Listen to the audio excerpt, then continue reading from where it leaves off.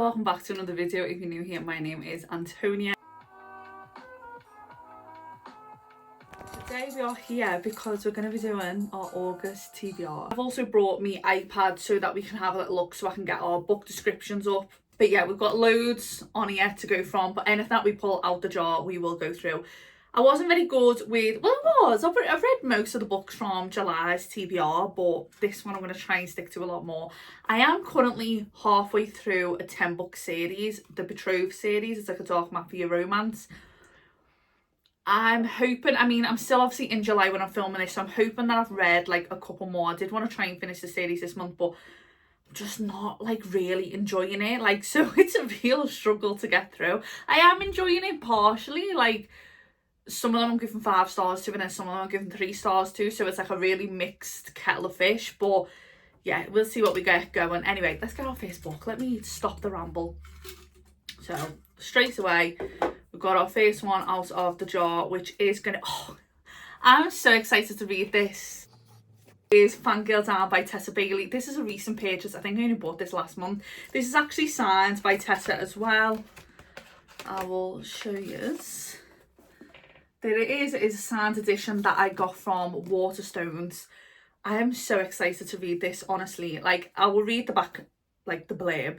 We've got Wells Whittaker was once golf's hottest rising star, but lately all he has to show for his promising career is a killer hangover, a collection of broken clubs and one remaining supporter. No matter how bad he plays, the beautiful sunny redhead is always on the sidelines.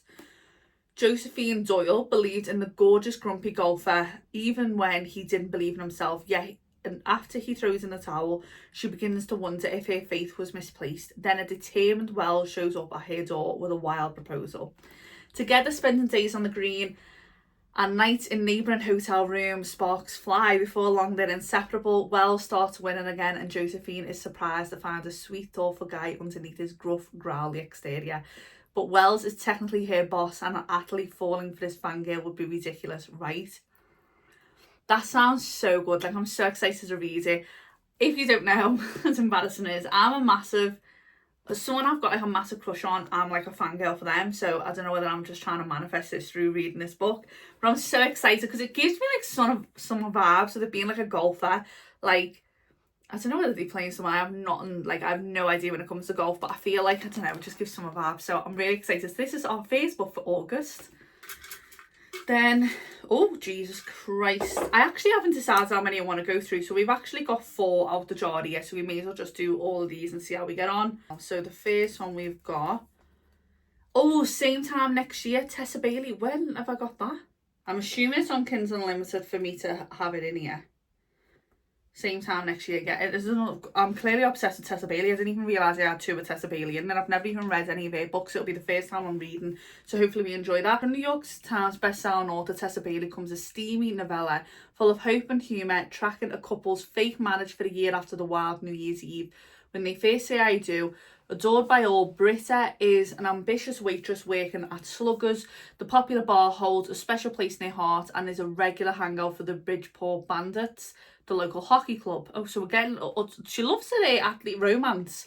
With a half-brother on the team, Britta has a strict no dating policy for hockey boys, but she does have a soft spot, for one particular player. A beast on the ice. Sumner Mayfield is on the brink of breaking into the NHL, but time's running out. With his work visa about to expire, Sumner's only chance to stay in Bridgeport is to marry an American and get a green card. Okay. Otherwise, it's back to Canada for the defenseman. On New Year's Eve, the team begs Britta to marry Sumner. That very night, Sum is embarrassed yet hopeful. He's desperately in love, but Britta bulks at first. I don't know what that word means. Until something about Sumner's soulful brown eyes and ripped physique makes her reconsider. Right. Okay. So that's our next one. We'll see how that goes. Let's add it to our TBR actually on here so it makes sense. Otherwise, we're just being silly. So that is on Kindle Unlimited. If that did sound interesting to you, make sure you go and check that out. Let's see our next one in here. Okay, we got all new authors this month. So it's Love on the Brain by Ali Hazelwood. I have got that one here. So again, I've never read an Ali Hazelwood book. I've heard a new one is like a bit more spicy, so I'm really intrigued to have a little look to see whether I do like a reading. I like her reading. I like her writing. So this one is that's a surname. I'm not gonna try and pronounce that. Let's not embarrass myself. So B lives by a simple code. What would Marie Curie do? If NASA offered her the lead on a neuroengineering project, a literal dream come true, Marie would accept without hesitation. I'm like stuttering so much, I'm so sorry. But was part of this, by the way, not me. But the mother of modern physics never had to co-lead with Levi Ward. Sure, Levi is attractive in a tall, dark and piercing eyes kind of way, but Levi made his feelings towards B very clear in grad school. Arch enemies were best employed in their own galaxies far, far away. Little Star Wars reference. But when her equipment starts to go missing and the staff ignore her, B could swear she sees Levi softening into an ally, backing her plays, seconding her ideas, devouring her with those eyes, the possibilities of all neurons firing. Oh, Jesus Christ, it's going to be like a sciencey book, isn't it? Sweet baby Jesus. I mean, it's not, but like, yeah, it proves the science is sexy as hell, and I'm not going to be able to read off this, but it's going to be fine. We'll just like Google off the words. But when it comes time, I'm like 27 now. I haven't been in science for a very long time. When it comes time to actually make a move and put her heart on the line, there's only one question that matters: what will B do? Obviously, again, it had to say anyway, but I'm going to try. This sounds really, really good. It's short, this one. Just over 300 pages. Oh no, 350. So there we go. We've got 2 physical and 1 on the Kindle. So let's see what our next little pick is. I'm meant to read this book because last time I pulled it out, I was a bit devastated because it's a proper chunky book. But clearly it's haunting me. So we have Consider Me by Becca Mack. It's so thick for a romance. Anyway, so it's a lot of physical books this month. I don't know why I've got Kindle Unlimited clearly for this month, because I'm not really going to be smashing it out. But this is basically we're literally flying on the sports romances apart from Ali Hazelwood. This is another NHL's player. So this is like, he's basically, as far as I remember, I mean, I can read the blurb for you, but I did read this in like another video. I think it was the one where the wheel decided what to read. He's like a player, but then she doesn't want him, and then he's really interested in it, and he's like basically trying to get her to consider him, as far as I'm aware. So Carter Beckett is the NHL's best player, both on and off the ice. His career is at its peak. His team's performing better than ever, and there's no shortage of women to spend the night with. What more could he want? Endless possibilities. Olivia Parker isn't new to professional hockey players thanks to her best friend's boyfriend, but she has no interest in dating one herself, no matter how hot he is. And anyway, she loves working as a teacher and hanging out with her best friend, drama-free. Why would she want to spend her time stroking the ego of an arrogant athlete? But once Carter meets Olivia, he can't think of anyone else. Too bad for him. Olivia is hell-bent on keeping him at arm's length with no intention of giving in to his charms. Perhaps it's time for Carter to up his game. After all, nobody ever said he had to play fair. Sparks will fly as Carter does whatever it takes for Olivia to consider him. It does actually sound really good. It's because it's like 600 something pages that I'm like, Jesus Christ. Wow, well, let's not be so dramatic. It's not actually. It's like 500 and some. Yeah, epilogue there. It's about 530. So I think I'm being very dramatic, actually. It's not as chunky as I thought. I think it just looks chunky because it's a physical book, but again, we'll see how we get on. It's meant to be. We've got to read it. It's there now. Another physical book, right? Kindle Unlimited is getting launched this month, Huns. We have The Fourth Wing by Rebecca Yarros. Is it Yarros? I'm going to go for Yarros. I have heard so many good reviews on this book, but so many mixed reviews on The Iron Flame. So I think I'm just going to stick to the first one. I don't think we're going to carry on with the series, just because I've heard like the end of The Iron Wing is really... Is it Iron Wing? No, Iron Flame. I've heard the last part of The Iron Flame is like good, but like the whole like 75% of it's terrible, so I'm just not going to entertain it. So yeah, so I'm really excited. I've never read a romantasy book. I have got the a couple of the Court of Thrones and Thrones and Roses. Am I alright? The ACOTAR series. Let's just say ACOTAR and stop stressing myself out. I have bought the first 3. I have got that series and that is in the TBR and I'm really excited to read that, but clearly not this month. So I'll read the little blurb in case anyone hasn't read this yet like me, and you can find out. I know it's got something to do with dragons, which is so exciting.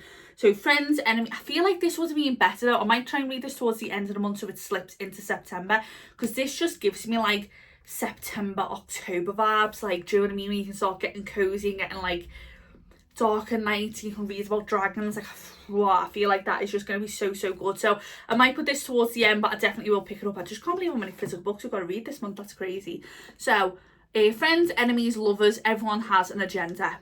So it says, I'm not going to say who it is who give the review because I really don't like this newspaper, but it says pure escapism, think Hunger Game meets 50 Shades. Now, if that is not a bit of me, I could not tell you what is, hun, but again, I just don't like who actually wrote the review, but that's fine. So we've got Violet. Again, I'm not going to try and pronounce it. Is it Sorengale? I said I weren't going to try and pronounce it, but we're just going to stick to Violet because I don't need to embarrass myself by completely butchering every single English word in the language. I feel like that sentence didn't make sense either, but it's fine, we'll move. So Violet's expected to live a quiet life surrounded by books until she was forced onto the world's deadliest training ground. Now she must fight to join the army's elite dragon riders, but dragons don't choose fragile riders. They incinerate them, and when your body breaks as easily as Violet's does, death is only a heartbeat away. Okay, so she's going to be like the underdog. Okay. Every night could be your last. Many would kill Violet to better their own chances of success.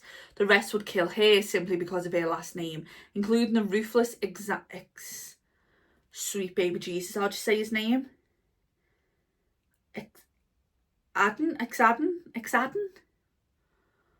Oh, how am I going to read that throughout the whole book if I can't even pronounce it?